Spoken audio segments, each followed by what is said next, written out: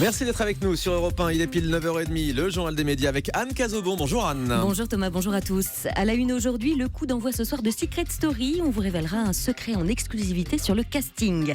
LCI a dévoilé sa nouvelle grille des programmes hier. Enfin, une nouvelle personnalité rejoint Danse avec les stars. Et on commence donc avec la Maison des Secrets qui ouvre ses portes ce soir sur TF1 et que la presse a pu visiter hier. Oui, à quelques heures du lancement de la saison 10 de Secret Story, ce soir à 23h25 sur TF1, petit tour du propriétaire du futur domicile des candidats. Un style art déco, des couleurs, des néons et des flamants roses. Les décorateurs ont misé sur un esprit 60s et intime sous 70 caméras. Nouveauté pour cette saison anniversaire, un Secret Hotel en lieu et place de la petite maison. Jusqu'à 6 candidats pourront y loger dans les 2 pièces qui composent l'hôtel. Et parce que c'est vous, parce que c'est le grand direct des médias, Stéphane Joffre-Roméas, le directeur de la création et des programmes d'Endemol, révèle en exclusivité un secret sur le casting de ce soir. Maxime Rioux l'a joint par téléphone.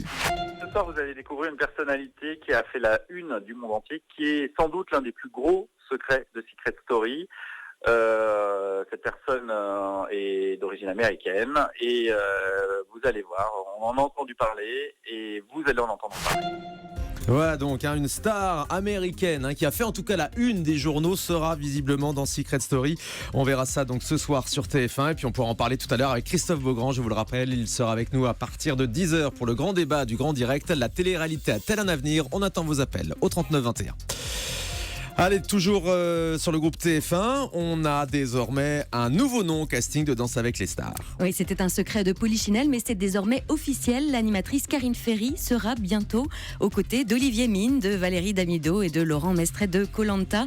Un challenge pour cette jeune maman qui a donné naissance à un petit Maël en avril dernier. Et décidément, c'est la journée des surprises sur Europe 1. Après Heidi qui est venue nous rendre visite tout à l'heure, c'est Karine Ferry qui arrive dans le studio d'Europe 1. Bonjour Karine. Bonjour à tous. Vous entendez, vous avez mis la petite musique de Danse avec les stars. Exactement, ça y est, c'est motivant. Donc c'est officiel, ça y est? C'est officiel, tout à fait, oui, depuis hier, ça y est, c'est officiel. Vous êtes prête? Je suis prête, j'espère l'être. Mais oui, non, après on apprend, l'idée c'est aussi d'apprendre devant les caméras, donc je vais débuter et je vais essayer de donner le meilleur de moi-même et puis d'apprendre à danser ces danses que je ne maîtrise pas aujourd'hui en tout cas. Le cha-cha-cha, le tango? Non, aucune. Aucune. C'est beaucoup d'entraînement? Ouais, c'est beaucoup d'entraînement, oui. Après, bon, ça n'a pas commencé, mais je sais que ça va être intense et de toute façon, on n'a pas vraiment le choix pour offrir de belles prestations comme vous avez eu l'occasion déjà de le voir. Bon, ça nécessite beaucoup de travail. Eh bien, on ne doute pas de votre réussite dans Danse avec les stars. Merci d'être passé dans le studio d'Europe 1 ce matin, Karine Ferry. Allez, la suite du journal des médias tout de suite avec le groupe Canal+, où Vivendi lance un plan d'économie de 300 millions d'euros. Oui, il faut dire qu'avec des pertes qui s'élèvent au premier semestre à 106 millions d'euros contre 47 millions l'an dernier, la dégradation des résultats de Canal+ France, la filiale du groupe Canal+, spécialisée dans la distribution de chaînes payantes, est un motif de préoccupation pour sa maison mère Vivendi et pour son président Vincent Bolloré. L'érosion de la base d'abonnés qui se poursuit, la concurrence de nouveaux acteurs comme beIN Sport. À l'occasion donc de la publication de ses résultats semestriels, hier Vivendi a annoncé qu'il lançait un plan de réduction des coûts de 300 millions d'euros chez Canal+ France donc. Le groupe Canal+ qui communique sur l'avenir de Jean-Marc Morandini à iTélé. Sauf en cas de condamnation, Jean-Marc Morandini sera présent sur l'antenne d'iTélé que dans le respect du principe de présomption d'innocence. Il confirme l'arrivée donc de Jean-Marc Morandini sur iTélé. Le communiqué de presse nous dit que pour lui permettre de préparer sa défense, iTélé et Jean-Marc Morandini détermineront à quelle date débutera son émission. Et en cas de condamnation, Jean-Marc Morandini et iTélé ont d'ores et déjà prévu qu'il quitterait le groupe sans indemnité. On rappelle que Jean-Marc Morandini était attendu pour une session d'infos à la rentrée sur CNews à 18h. 2 enquêtes préliminaires ont été ouvertes pour corruption de mineurs et harcèlement sexuel ainsi que travail clandestin. LCI fait peau neuve pour sa rentrée. Hier, la chaîne d'infos en continu du groupe TF1 donnait sa conférence de rentrée avec au programme beaucoup de changements et une offre internet conséquence. Nouveaux sites, nouvelles grilles, nouveaux animateurs. Yves Calvi pour la tranche cruciale du 18-20h avec son émission 24h en question. François-Xavier Ménage qui prend lui les commandes de la matinale, mais aussi quelqu'un qu'on connaît bien ici à Europe 1, le docteur Gérald Kerziek, que vous pouvez retrouver tous les jours avec vous, Julie, de 11h30 à midi dans Questions de santé. Il fera des interventions 3 fois par semaine aux côtés de Bénédicte Le Châtelier. Nouveau départ donc pour LCI qui espère, avec ses 200 journalistes et ses nouveaux décors, viser 1% de l'audience en 2019. Marine Le Pen sera sur TF1 le dimanche 11 septembre. Nouveau numéro de Vie politique présenté par Gilles Boulot et Christophe Jacubizine. Après Alain Juppé et Manuel Valls avant l'été, c'est donc au tour de la présidente du Front National de participer à ce nouveau rendez-vous politique dont l'idée est d'aller chercher des éléments de réponse à travers le parcours, les valeurs, la vie et les rencontres qui ont forgé une personnalité politique. Ce sera donc le dimanche 11 septembre à 18h35. La liste des guests s'allonge au générique de la saison 2 de 10% sur France 2. Oui, on vous le disait ici, Dominique Besnéard, le producteur de la série, avait commencé à annoncer les participations de Virginie Efira et de Norman.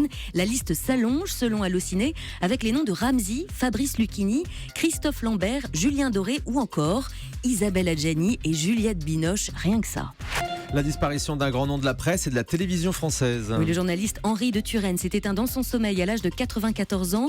Ce touche-à-tout qui, après quelques reportages pour l'émission 5 colonnes à la une, avait lancé son propre magazine de reportage Caméra 3. On lui donne notamment le concept des grands documentaires historiques avec les séries sur la Seconde Guerre mondiale, les grandes batailles. Sa série même sur la guerre du Vietnam lui avait valu un Emmy Awards. Il est également à l'initiative du prix Albert Londres et de la SCAM. La nouvelle saison de The Voice Kids commence demain à 20h55 sur TF1.